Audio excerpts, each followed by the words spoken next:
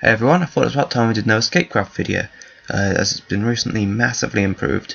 This video I'm going to be showing off some of the brand new features for all the other stuff. There's a lot of it, check the link being put on the screen now.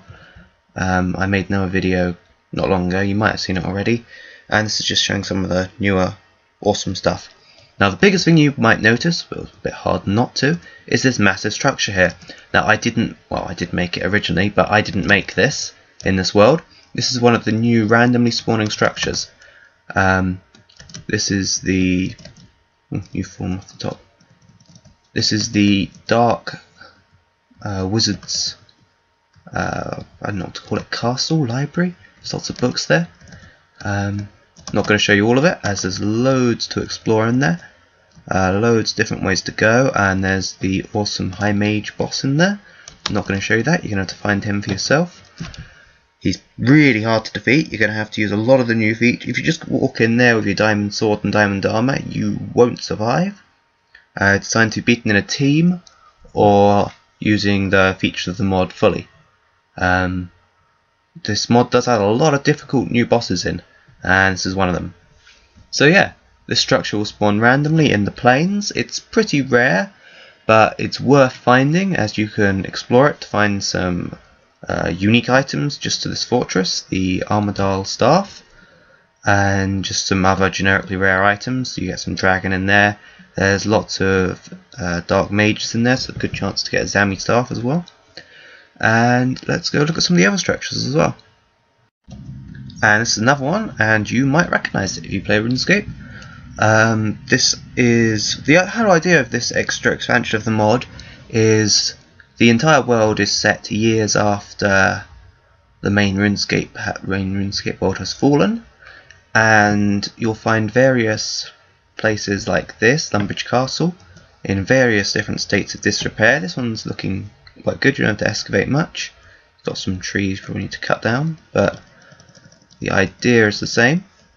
And it doesn't have much, it's missing lots of features. Oh, there's a white knight here. And also you'll have to clear out the entire area of dangerous mobs a lot of the time as well. But the main structure is still here, and there are lots of places like this. You're going to have to repair the structures, and you'll want to, because at night time you're going to need a good structure to keep yourself safe from all the new mobs. And when you find a good structure like this, there'll be a chest, and this chest will have some random items in. In this chest we've got a spawner, 2 guard spawners and 4 white knight spawners, as well as some general ornaments, short bows, arrows. Now the spawners are probably one of the best parts about this. These are vital for rebuilding the defences of the castle. You might notice the white knights running about. That's just a random spawn, but you can set it so what have we got? These are white knight spawners. Say we've got our 4 here, and we place them there, as well as the 2 guards. And now a decent army should start defending there. And put the wizard up here. Wizards are long range, so you want to have them up here. Now any mobs that try and get in, you can protect yourself from.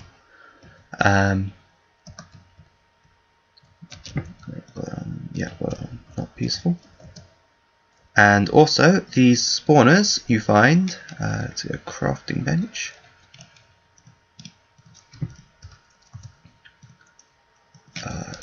Gold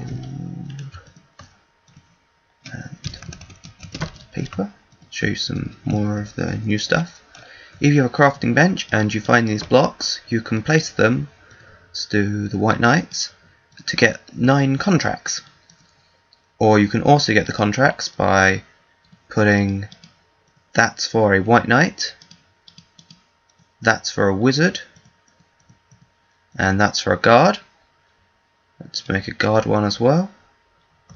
And these are on creative mode, so it won't get used up. When you use it, it instantly spawns something. Now this is very useful and vital for some bosses, as if you save up on these, say you had from that loot you could get about 36 white knight contracts, and you can see that stacks up pretty quickly to build yourself a nice army.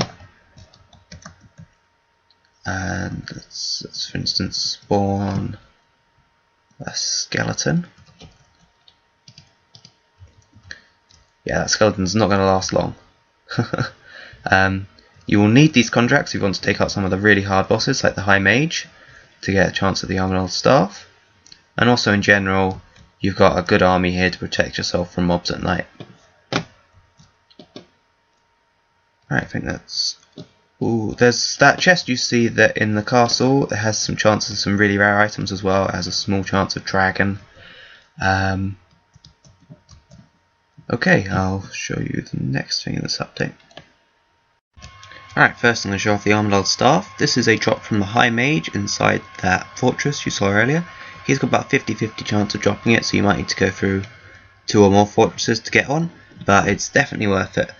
This staff is going to seem pretty unbalanced because I'm in creative at the moment, but it has a charge down time, and it has a chance of striking yourself if you don't jump while using it. So that's to make sure that it's quite hard to use in battle while you're close up.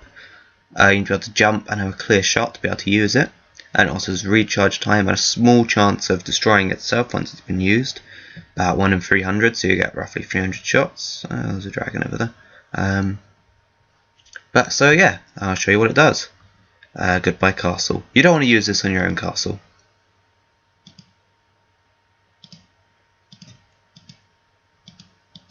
Pretty quickly destroys anything you're facing. Not much is going to survive that. But like I said, it's balanced because you've got quite a decent chance of blowing yourself up. So yeah, be careful using that.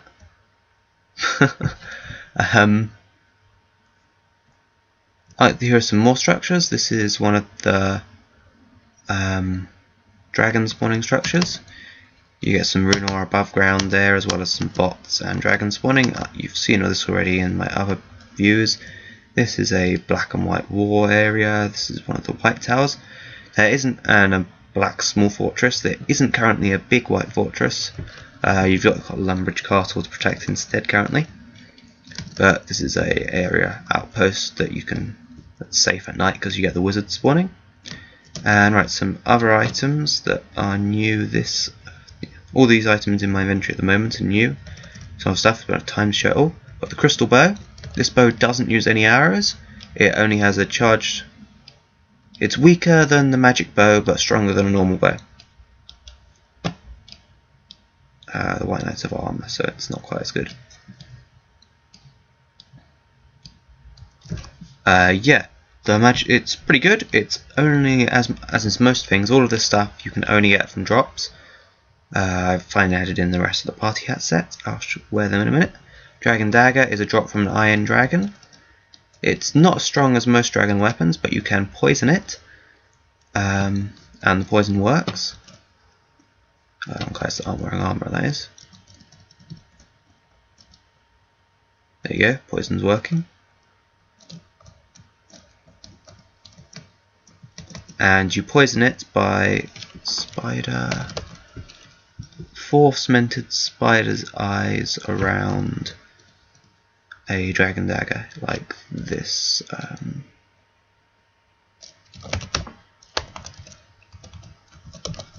Crafting table, crafting bench. And you do it like this to poison your dragon dagger. And it looks like that. Looks pretty good. It's another 3D rendered weapon. There you go.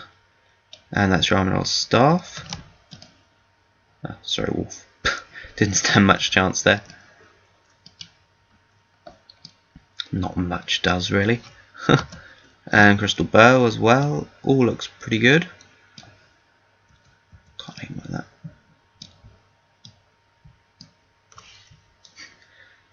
Yeah, I think that's it for this update, but take a look at the other video which I linked at the beginning if you want to see more of the stuff in here, because there's so much content that I haven't shown. And also make sure to actually check out and download the mod if you want to see the inside of the structures. So there are other things like Lumbridge Castle which you can explore fully, and that fortress is challenging. There are a few reward chests in there, but there are kind of puzzles. Well, they're a bit more sadistic than puzzles. You're going to get lots of falling in lava if you want to try and get through them. It's all server compatible, so if you want to download, you can do it with friends. And it also works with Bucket. I can do a guide on how to do that, but I am actually thinking of setting up a Bucket server for this mod when I get more free time. That will keep an eye out for that. It's quite difficult to do it with Bucket, so I'm not sure I will make a guide. I'll just make a server. But yeah, that will mean lots of cool stuff like an entire RuneScape-like world can be set up if you use Bucket. Got player-to-player trading, areas locked down to editing, and a whole economy thing going. Yeah, so that's looking really cool the more I look into that. Make sure to like and subscribe if you want to hear when that comes out, because it probably will be. And yeah, let's take one last look at some of the stuff on the ground. It's got some nice graphics on that stuff. And you can't see the dagger when you're wielding it, by the way, because you're holding it like that. It makes sense, really. Oh yeah, I didn't actually put the party hats on. That's quite nice. Alright, thanks for watching, and keep watching for more updates.